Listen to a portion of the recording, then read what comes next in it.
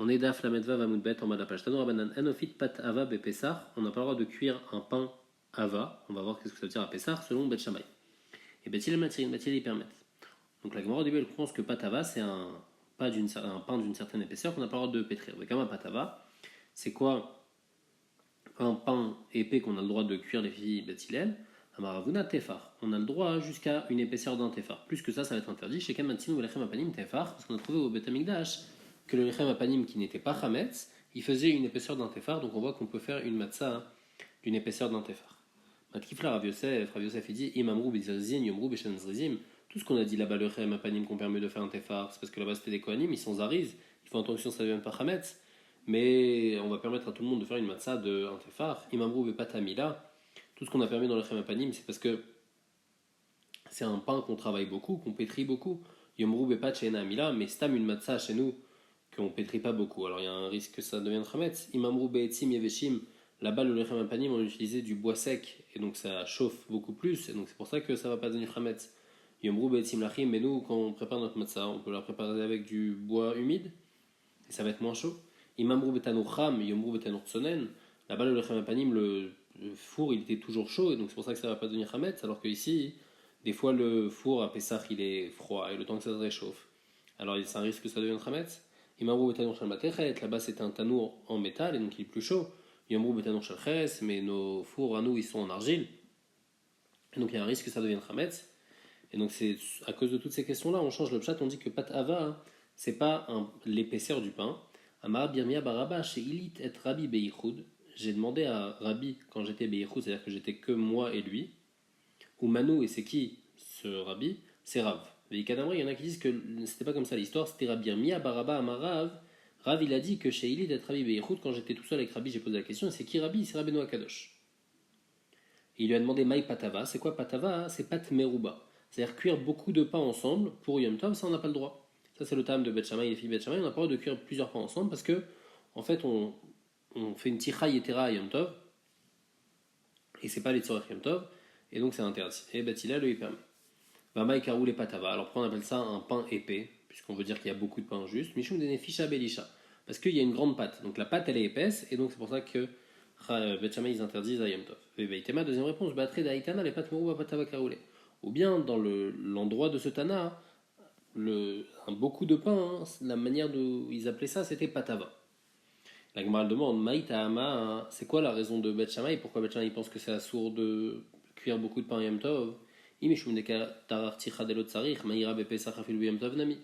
Si la raison c'est parce qu'il se fatigue, alors pourquoi tu me dis Bet Shammai il interdit seulement à Pessah? Dans la Braïta il y a écrit Enofin Patava Bepessah. Même à tous les Yom Tov ça devrait être comme ça. La Gemara dit Nachinami. Bet Shammai ils interdisent même à Yom Tov, Aïtana Yom Tov shel Pessah Kay. Ce Tana juste il parlait de Pessah mais il parlait du Yom Tov de Pessah. Mais c'est pas un digne qui s'applique à Pessah, c'est un digne qui s'applique à Yom Tov. Tana Yamiachri comme une Braïta qui dit. Bet Shammai omrim enofit patava b'yom tov ou betil matirin. Bet Shammai il pense qu'on n'a pas le droit de cuire beaucoup de pain à Yom Tov, comme on a expliqué. Bet Hillel il permet. Et Ayen Tosot explique c'est quoi le tam de Bet Hillel, que Bet Hillel ici pourquoi il permet. Tanou Rabanan.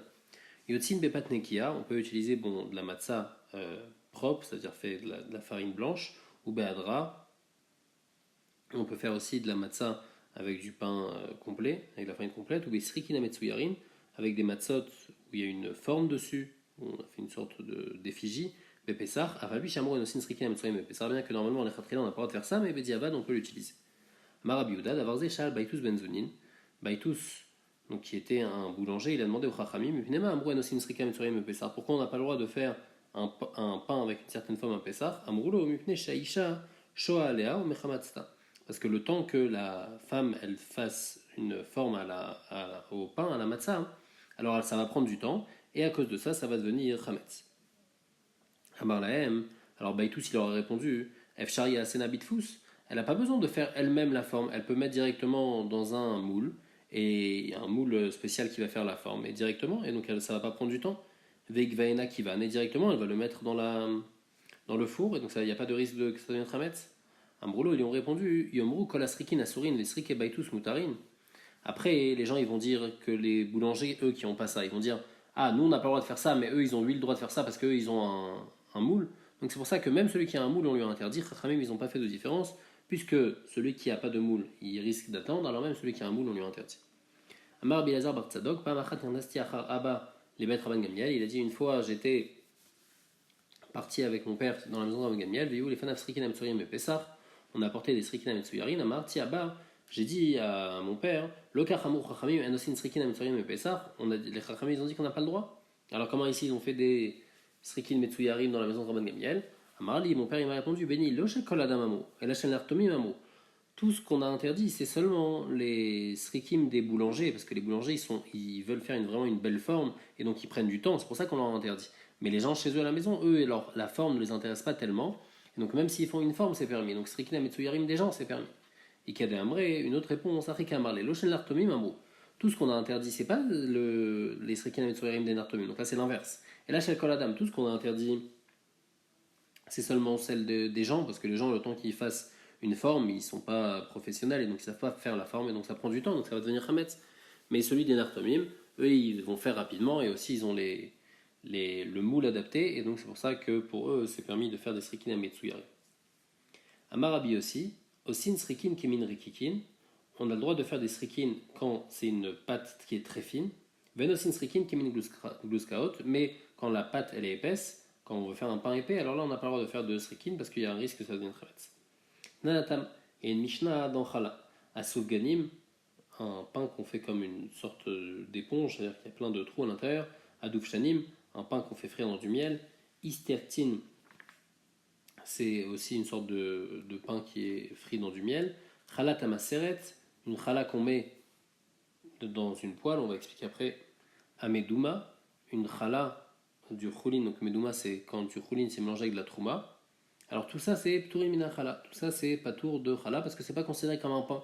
Tout le chiyuv de chala c'est seulement dans un pain, ça c'est pas un pain.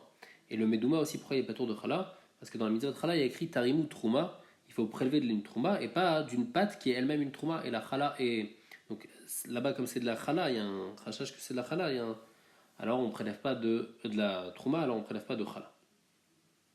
La Gemara elle demande maï chala amaseret, c'est quoi chala amaseret? Amar Yishovanevi ze chalut shel balei batim.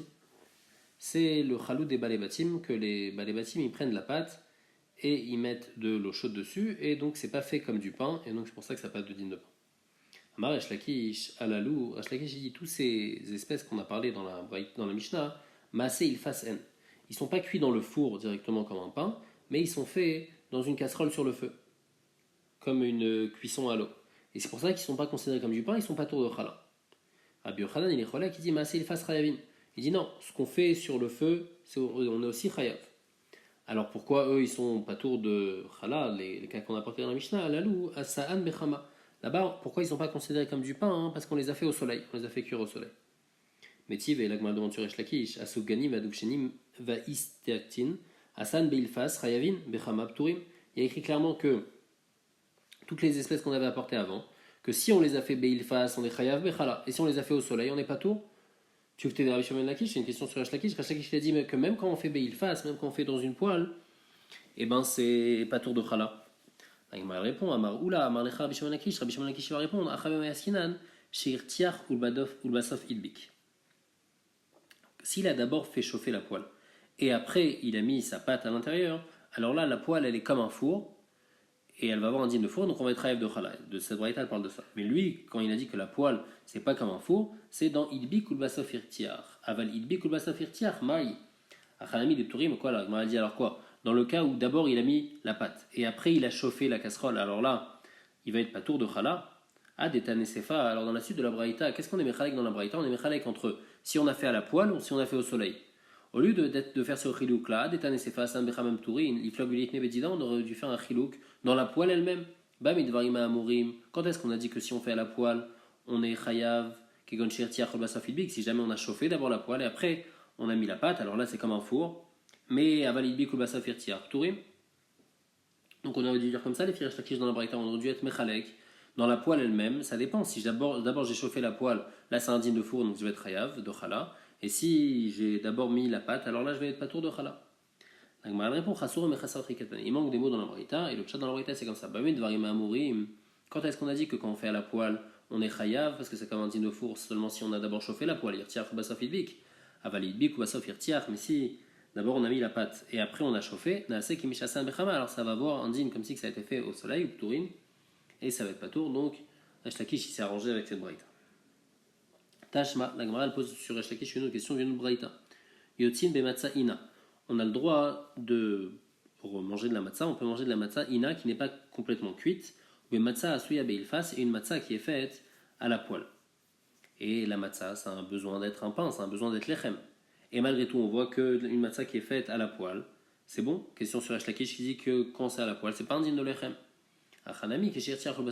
Ici aussi, on parle que d'abord on a chauffé la poêle, après on a mis la pâte, et donc c'est pour ça qu'on peut l'utiliser en tant que matzah. La Gemara dit maï matzaïna. C'est quoi une matzaïna? C'est-à-dire combien de chiour il faut quand même qu'elle soit cuite, un petit peu la pâte. Alors jusqu'à combien il faut qu'elle soit cuite?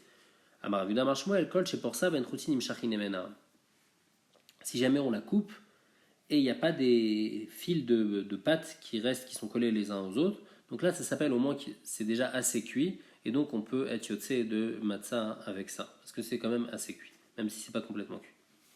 Amarava, Rava dit vechen lachmetoda. C'est la même chose, les nyan lachmetoda. Il faut qu'ils aient la même cuisson, le minimum de leur cuisson, ça doit être comme on a dit avant. La Gemara dit pshita. C'est pas shoot, achalechem tiv. Dans Matzah, il y a écrit lechem. Dans l'Achmetoda aussi, il y a écrit lechem. Donc, c'est le même din. Pourquoi tu as besoin de me dire c'est la même chose dans l'Achmetoda?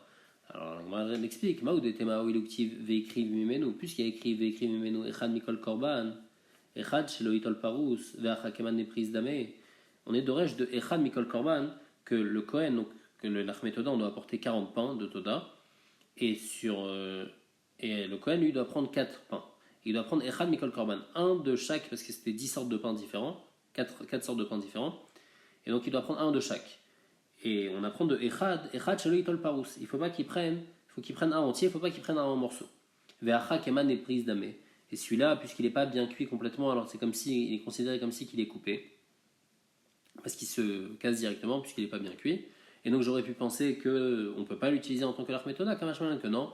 C'est ça que Rava il est venu nous apprendre, que le Lachmetoda il a le même din que Matzah, et on peut utiliser aussi pour le Lachmetoda du pain qui n'est pas complètement cuit. Mais Tiv et la Gemara, elle pose une question maintenant sur Rabbi Yochanan, qui pense que si on fait cuire une pâte dans une poêle, et ben on est chayav de chala, c'est un din de lechem. À Meïssa, la Braïta va expliquer c'est quoi Meïssa, Bet Shammai potrine, Bet Shammai il pense qu'on n'est pas tour de chala, et Bet Hillel mechayvin. À Chalita, c'est une autre sorte de pâte, on va voir c'est quoi, Bet Shammai mechayvin ou Bet Hillel potrine. Donc là, c'est l'inverse. Ezua Meïssa Vezo et Khalita. C'est quoi Meïssa? C'est quoi Khalita? Meïssa Kemar Shalgabe Muglashin. Meïssa, c'est on a de l'eau chaude et on met de la farine dedans et après on pétrit la pâte. Et Khalita, c'est l'inverse. C'est Muglashin Shalgabe Kemar. On met la farine, après on met l'eau chaude par-dessus. La Braïta, elle continue, elle dit un troisième avis, Rabbi Shimon Rabbi Yossi Omer, Mishum Aviv, Zeveze Liftor. La Meïssa et la Khalita, c'est pas tout. Mais après là, Zeveze Lechiyuv, il y en a qui disent que les deux, c'est Chayav de Chala. Chachamim, eux, ils finissent et ils disent que ce soit Meïssa ou que ce soit Khalita, si on les a fait à la poêle, on n'est pas tour de Chala, et si on les a fait dans le four, on est Chayav de Chala. De ces paroles de Chachamim, en tout cas, il y aura une question sur Rabbi Yochanan. Que Rabbi Yochanan, il a dit que quand on fait à la poêle, on est Chayav de Chala, ici il y a écrit clairement qu'on n'est pas tour de Chala. En attendant, avant de revenir sur Rabbi Yochanan, la Gemara, elle explique la Braïta. Elle dit Vetanakama, Maishna Meïssa ou Maishna Khalita. Les filles, Tanakama, dans Meïssa, Bet Shammai, ils sont poter et Bet Hillel, ils sont chayav. Dans Khalita, c'est l'inverse. C'est quoi la différence entre Meïssa et Khalita? Amar Guda Mashmuel, Chen Amar Rabbi Yochanan, Veitema Rabbi Yoshua Menevi, Kemachloket Bazo, Kach Machloket Bazo, Vetavra, Misheshanazo, lo Shanazo. Ils disent que Behemet, il n'y a pas de différence entre Meïssa et Khalita. Celui qui pense que dans Meïssa, Bet Shammai, il est poter, alors dans Khalita aussi, Bet Shammai, il est poter. Et celui qui pense que dans Khalita, Bet Shammai, il est mechayev, alors dans Meïssa aussi, Bet Shammai va être mechayev. Et c'est deux Tanaïm différents. Le premier Tana, il pense que Meïssa et Khalita, Bet Shammai, il va être poter, Bet Hillel, mechayev, et le deuxième Tana, il pense l'inverse. Donc c'est Tavra, Misheshanazo, lo Shanazo. Celui qui a dit le début de la Braïta que Bet Hillel est mechayev, c'est pas celui qui a dit la suite de la Braïta qui a dit que Bet Hillel, il est poter. En tous les cas, maintenant, la Gemara, elle revient sur la question qu'elle a posée sur Rabbi Yochanan.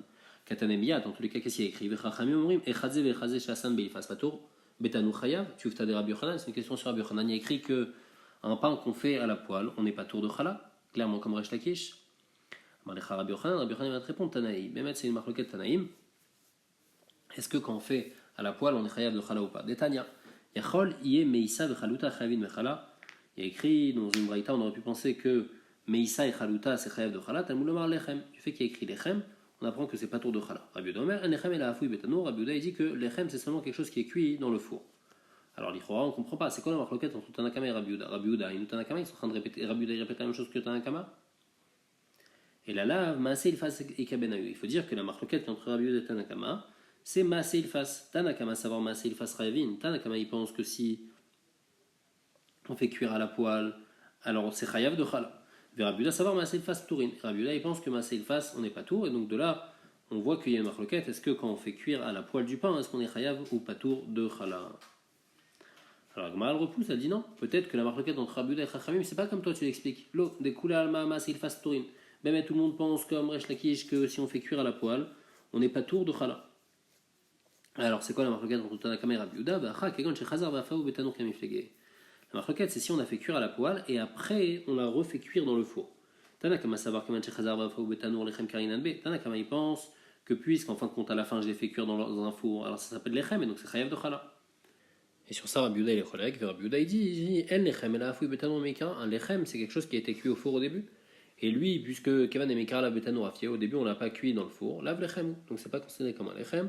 Donc c'est ça la marloquette qu'il y a entre entre Rabbi Yehuda et Tanakama, et pas comme on a expliqué avant que la marloquette c'est est-ce que quand on cuit dans une poêle, alors est-ce que c'est lechem ou pas? Amar Rava, ma itama de Rabbi Yehuda, c'est quoi le tam de Rabbi Yehuda? Parce qu'il y a écrit Ve'afu eser nashim lachmechem betanour echad. Du fait qu'il y a écrit betanour echad, on est d'oresh lechem afu betanour echad karui lechem. Un pain, c'est quelque chose qui est cuit seulement dans un four. Ve'shen afu betanour echad karui lechem, quelque chose qui n'est pas cuit dans un four mais dans deux fours. Comme par exemple celui-là où on cuit d'abord à la poêle et après on cuit dans un four. Alors lui, il n'est pas appelé un lechem. Yativ Rabba Rabbi Yosef Achor de Rabbi Zera, Yativ Rabbi Zera Kamedeoula. Amar le Rabba Rabbi Zera. Rabba il a dit Rabbi Zera, Be'emine Meoula, demande à Oula, Idbik mi bifnim. Si jamais il a collé de la pâte à l'intérieur de la poêle, Virtiach mi bachutz, et il a chauffé la poêle par l'extérieur, donc d'une manière normale, il a mis la poêle sur le feu. Maou, Mahadi dans ce cas-là, est-ce que c'est comme cuire dans un four ou ça ressemble plus à un bichoul? Donc est-ce que c'est un lechem ou pas? Amar le Maï Emalé, il a dit qu'est-ce que tu veux que je lui dise? Si je lui pose cette question, Amarli va me répondre Aïninou Maaseh Ilfas, ça c'est un Maaseh Ilfas. Et c'est la marloquette, Rabbi Yochanan Lakish qu'on a vu, que c'est le classique de la poêle, que le feu il est à l'extérieur et la pâte elle est à l'intérieur. Donc c'est quoi la question? Amarli Rabbi Yosef Rabbi Zera, alors Rabbi Yosef il a dit Rabbi Zera, Beou Mine Meoula, non, pose-lui une autre question. Idbik mi bifnim, s'il a mis la pâte à l'intérieur dans la poêle, Ve'avuka kenegdo, et après il a pris une flamme et il a mis donc du feu par-dessus, au-dessus de la poêle. Donc là, le feu, il vient directement sur la pâte. Mahadi dans ce cas-là. Est-ce que c'est considéré comme cuit dans un four ou non? Amarle, il lui a dit Maïemale. Qu'est-ce que je ne vais pas lui poser la question de Yaminale, parce que je lui pose la question. Voici ce qu'il va me répondre. Amarle, Rovani, Mosimken. La majorité des gens qui sont pauvres, ils font comme ça, parce que les pauvres, ils n'ont pas beaucoup de bois, donc ils ne veulent pas chauffer la poêle qui va chauffer le pain. Ils vont chauffer directement le pain par en haut. Et puisque c'est leur manière normale de faire comme ça, alors ça s'appelle aussi Maaseh Ilfas, puisque c'est l'habitude de faire comme ça, donc il va y avoir aussi une marloquette Rabbi Yochanan Lakish dans ce cas-là.